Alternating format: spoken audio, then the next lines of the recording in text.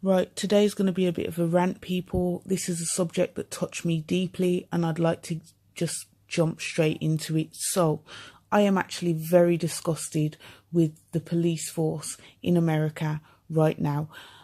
I would like to know how they are allowed to re-employ a murderer.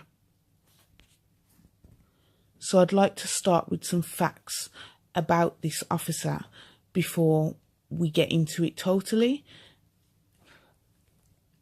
Timothy Loham had served 1 month at a previous force and was declared unfit before even being employed for Cleveland Police Force. He then worked for 6 weeks on Cleveland Police Force before he killed Tamir Rice and was then declared unfit for service. The officer that attended the shooting or murder of Tamir Rice with him, Frank, was his training officer. His training officer in interview discussed how he was going through scenarios with him prior to the shooting. So first I'd like to talk to whoever governs or runs the police force over there. The least you could have done is make sure that this unfit police officer was unable to gain employment in the field, that he had already previously twice been declared unfit for duty. And he had managed in his time served to assassinate a 12-year-old child playing in a park with a toy gun. He had only at that time served, 2.5 months on your force. What is going on? I watched that video over and over again in tears that day, in total disbelief of what I was seeing and how quickly they had killed a child playing with a toy gun in a park.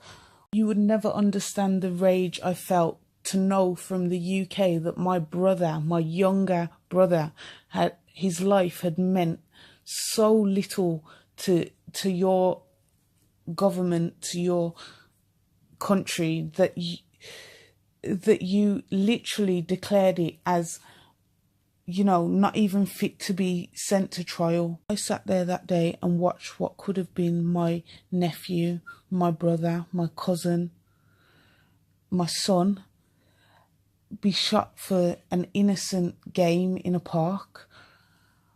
I have to really wonder what was going through them officers' heads that day and what kind of training you are actually providing for your force, if that is, what they're prepared or capable of doing without thinking.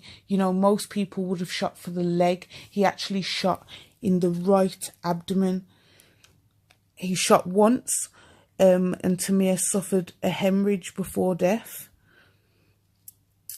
in his left side of his abdomen, near his navel. The bullet went through his intestines and lodged in the right side of his pelvis, causing the hemorrhaging. There was a delay in the phone or CPR being given to Tamir. There was, I think it was a 4 to 8 minute delay before another officer arrived at the scene and actually started to give CPR to the child. Tamir Rice was actually shot within 2 seconds of the car pulling up. That literally gave the officer enough time to open his door and shoot. It didn't even give the child time to react. Tamir Rice was pronounced dead 30 minutes after being shot. If the police conduct that day wasn't enough injustice, they then went on to delay the hearing, target the family, go into criminal records of the dad, the mom, and in relation to the whole family, why they would need to target the family and discredit them and make them seem like they were looking for a payout. They also waved a gun in court and called Tamir Rice, a 12-year-old child, an active shooter, and then gave him no trial. They just delayed the hearing and then gave no trial in the end. That, to me, is a big miscarriage of justice.